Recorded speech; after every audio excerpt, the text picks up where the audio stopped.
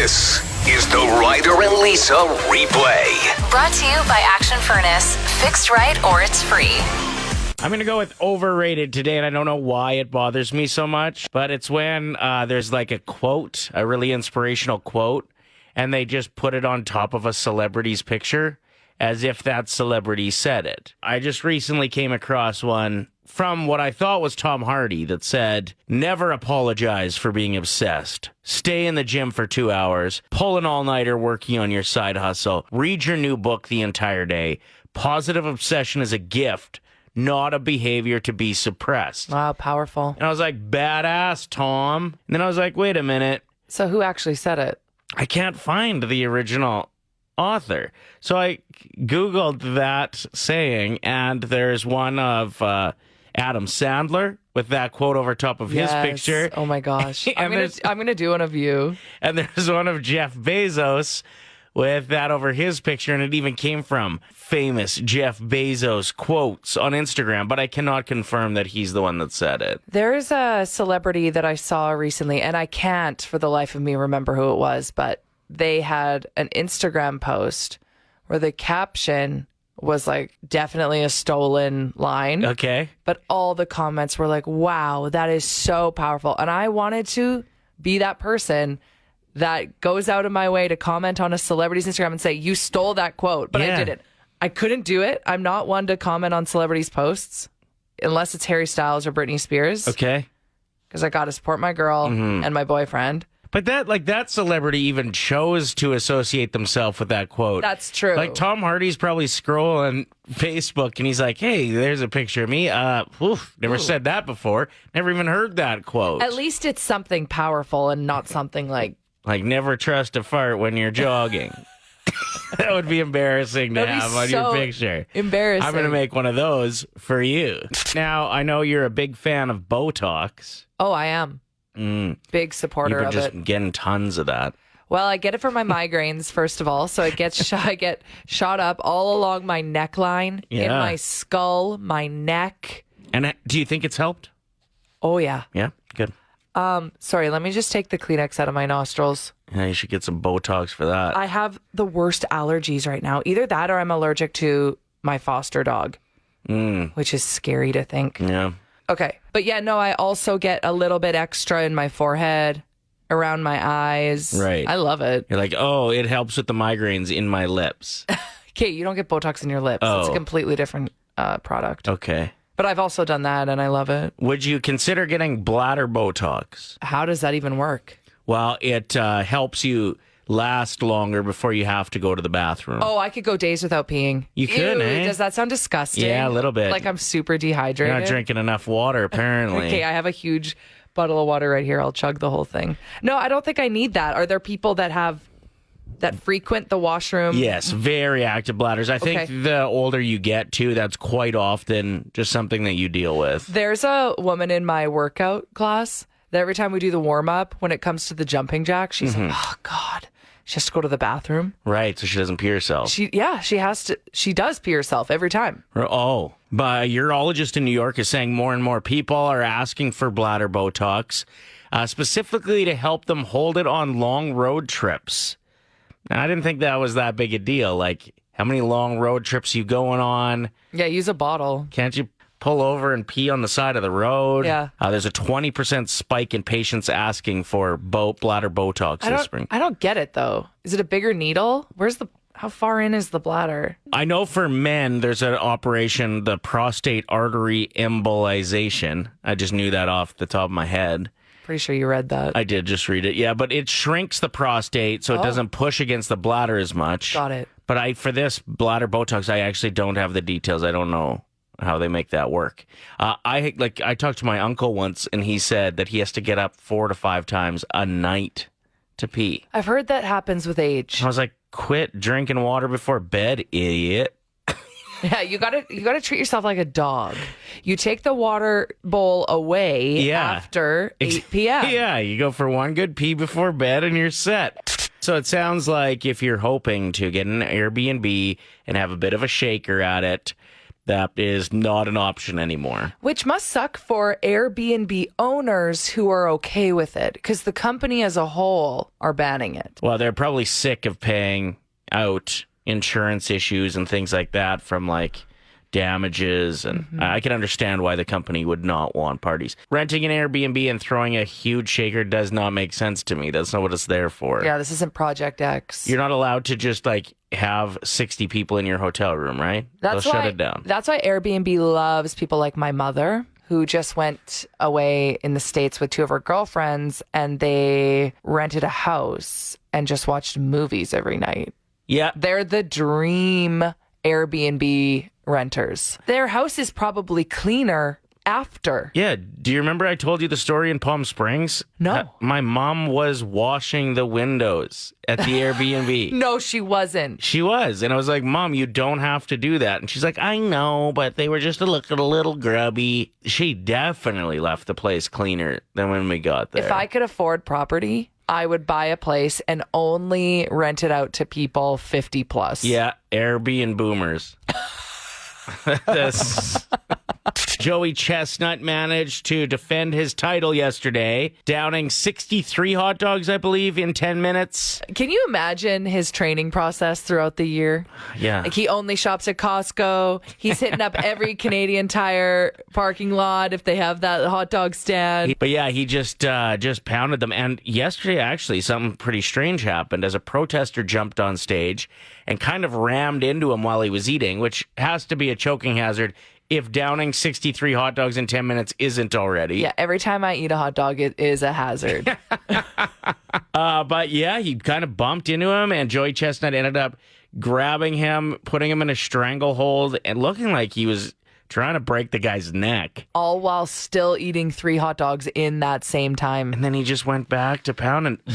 Apparently, the gambling sites where you could bet on the over-under on how many hot dogs he was going to eat are refunding people because it wasn't fair that he was interrupted during his competition. So you get your $12 back. I bet $12 that he would get 75 or over. So he was way under.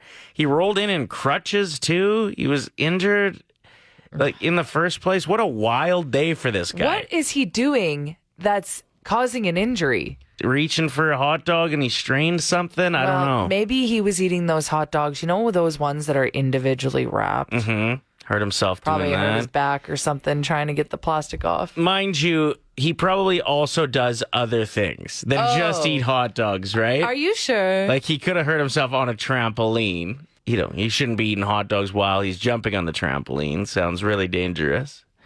But yeah, he managed to get it done and win the Nathan's Famous hot dog eating contest. Do you think he feels okay today?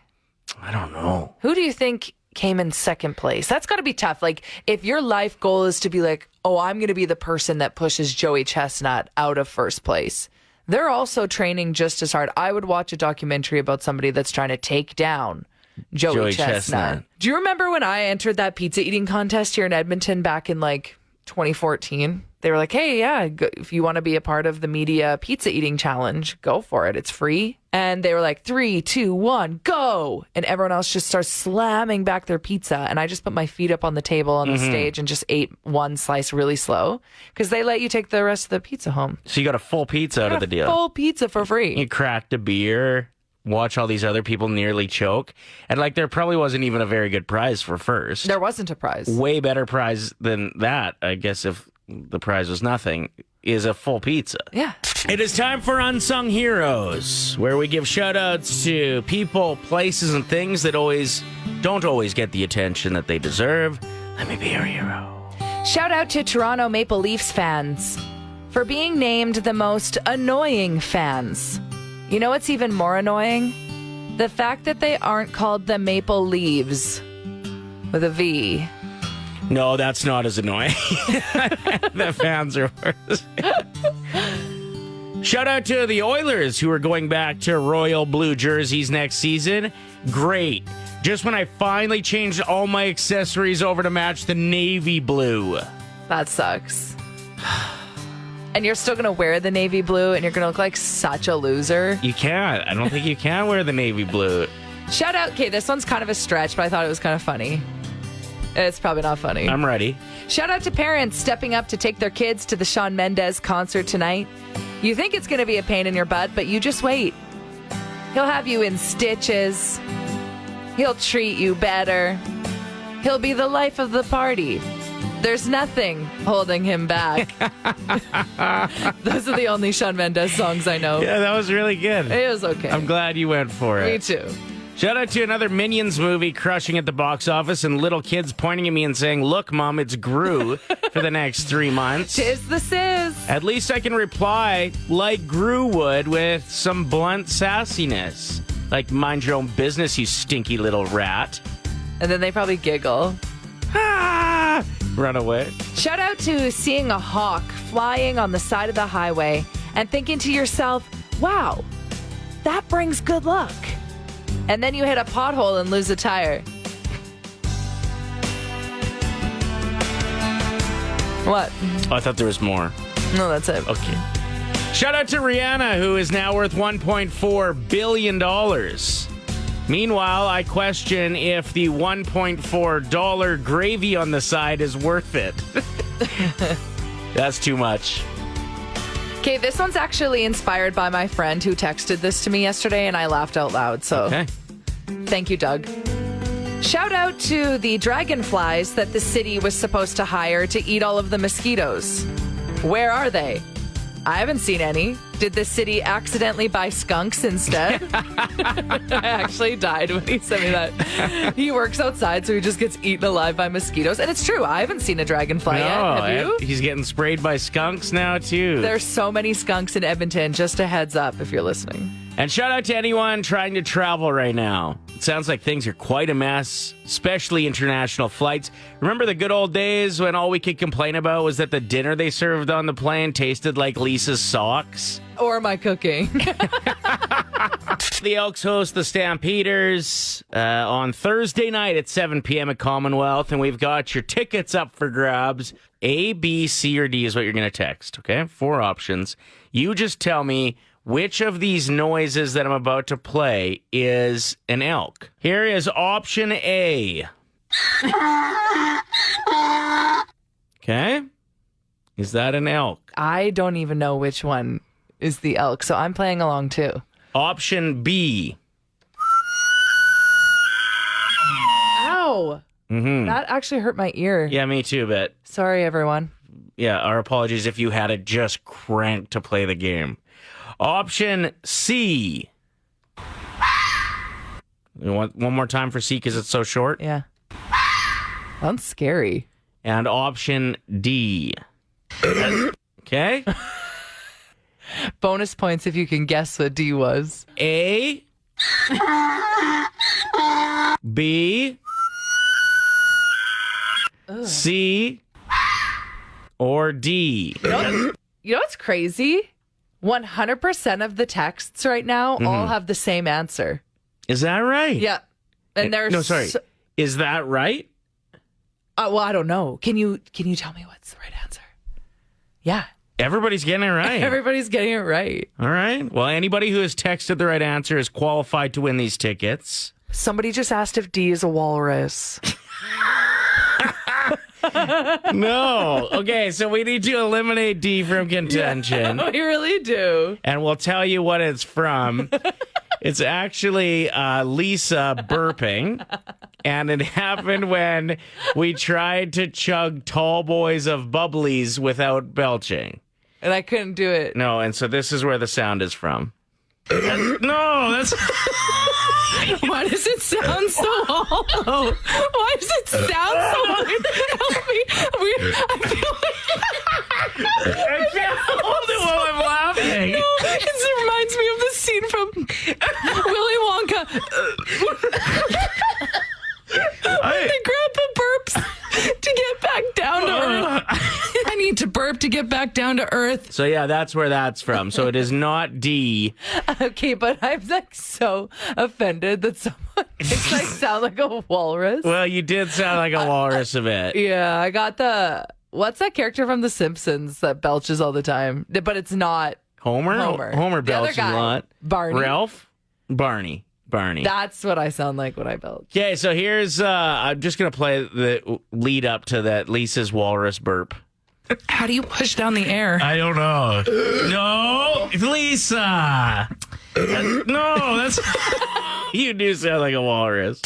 You are heading out on your first date. We need some details. You have a question. You want some help? So I have not been on like an official date, I guess you could say, in about 6 years. So definitely need some pointers, need some help. Do you have like a destination that you're meeting for the first time? You don't have to say where it is, but is it like a restaurant or a coffee shop, or what's the plan? Yeah, we're going for dinner tonight, yeah. Okay, All right. So first time hanging out, and it's a dinner date. So we got to put this out to the listeners. What are your tips? Yeah, I think like for a first impression, what you should do as soon as you get into the restaurant is find the biggest woman there and go up and punch her square in the head. No, that's prison. Oh, wait, that's when you go to prison for the first time, not first date. Yeah. Oh, God. Okay, Oh, don't my. do that. Don't do that. Okay, duly noted, duly noted. All right, so here it is. First date in 6 years. Looking for some tips on to make it magic if there's a connection there.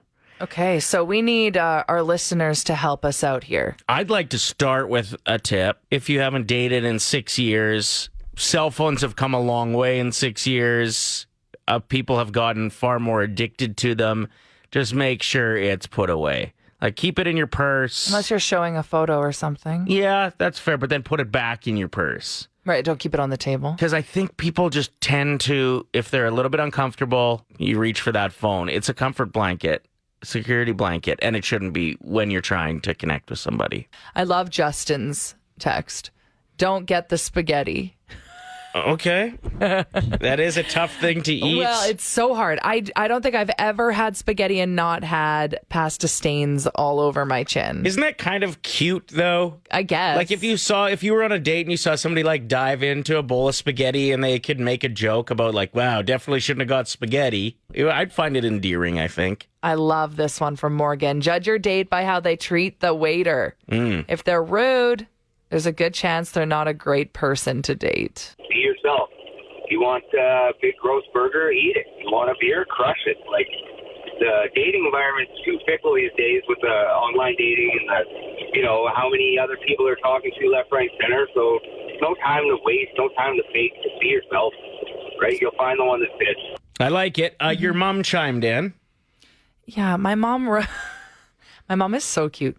She writes, leave your phone at home. I'm like, Mom, what if there's an emergency situation? I get that you get annoyed when Young people are on their phones. people are on their phones, but you need to have it on you. But I do agree to not have it out. Yeah, like she wasn't giving you this advice when you were going on a date, was she? Like, hey, give me your phone. No, I would disappear for days at a time. And my parents were like, oh, no, she's good. Sounds like a restaurant chain that has kind of stayed in their own lane for the most part for the last while are switching things up a little bit. This is just being tested out at numerous locations in the States, but likely will make its way to Canada soon. Subway is launching a new menu. And it's more of a streamlined thing, you were saying. Yeah, so the main appeal of Subway is that people can make their own custom sandwiches, but the limitless combinations that some people have slows down the speed of the line. Right, especially if they're indecisive, if they don't know what they're going in for. Well, I don't like going to Subway because I get anxious because I don't know how to be my own sandwich artist. I need someone to make decisions for me. So I do think that this is a smart idea. I watched you order what might be the worst sub ever ordered at Subway because I got anxious and started making really weird decisions. And there's always really attractive tradesmen behind me, so I get nervous. You know, does that ever happen to you? Yeah, when you're there? Yeah, handsome tradesmen totally mess me up. What did I put on my sandwich again? You got a turkey, I believe, on flatbread. No, I would never get flatbread. It was Okay. probably like whole wheat or something, Sure. though. But then you didn't get it toasted, and you got just spinach and lettuce. Cucumber, Yeah. mustard. Yeah, no, see, you're building a sub that you'd want to have right now. You're not actually listening to what what you ordered at the time. But it looked like No, it was terrible. a 40-cent sandwich. So the Subway's new menu is for me. So this is starting today in the States. It's going to be a more neatly organized menu. It's going to be divided into 4 categories, okay? They're going to have their cheesesteaks, the Italianos, the chicken, and the clubs. They all consist of 3 sandwiches. So that's 12. Good math, Lisa.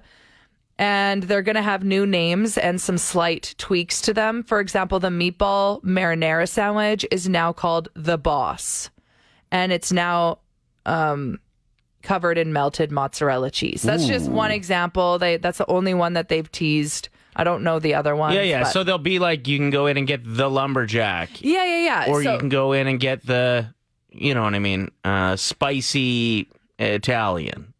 And it'll just be built for you. What do you think the cold cut trio will be renamed? I don't know. That'll be like the lumberjack, I guess, right? Yeah, so you can call it by its name or they're going to be numbered as well. So look at us getting excited about something new.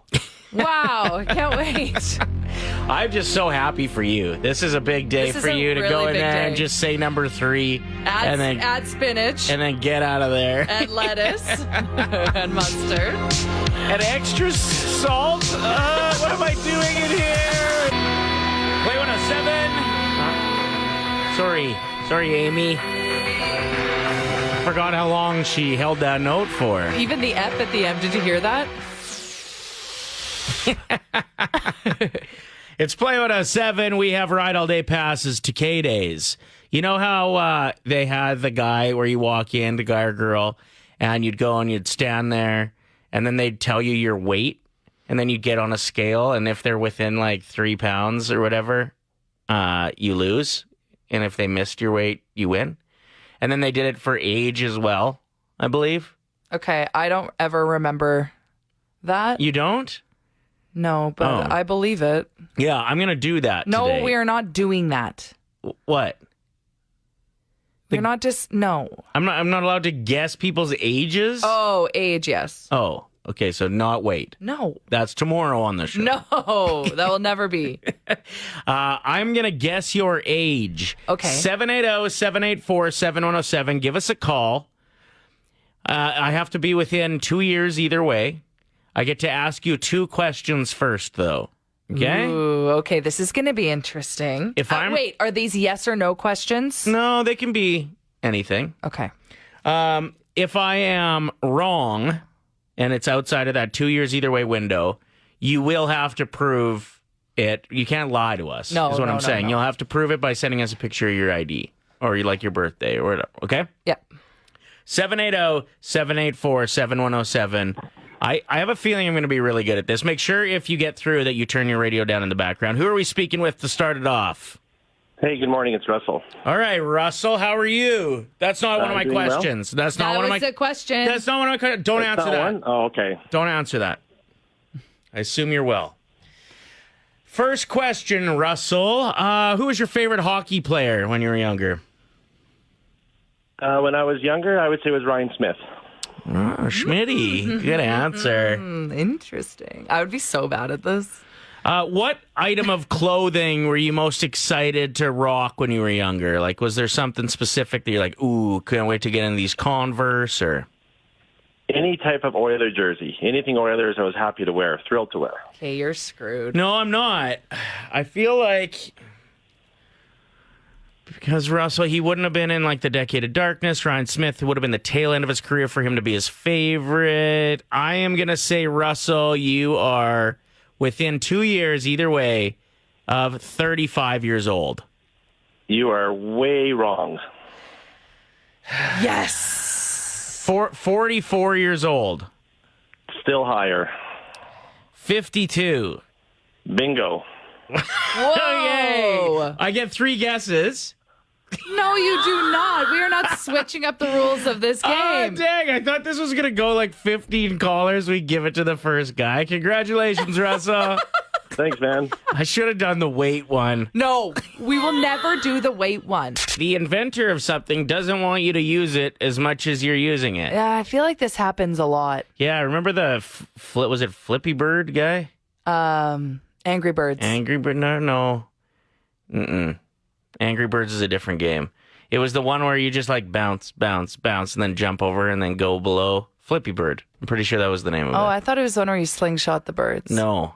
The Flippy Bird guy was so like upset with how huge the app got that I think he ended up deleting it completely and like going into hibernation. Yeah, and same with the guy who invented the coffee pods because they were not good for the environment. They Yeah. were made out of plastic. Yeah. Which is actually wild to think.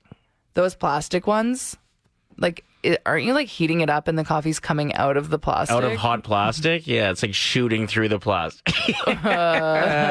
Super healthy. That one makes sense. But yeah, Martin Cooper is 92 years old, and 50 years ago, he invented the cell phone. When he was recently interviewed, he was told how many hours people spend on a phone a day now. And he went, "What?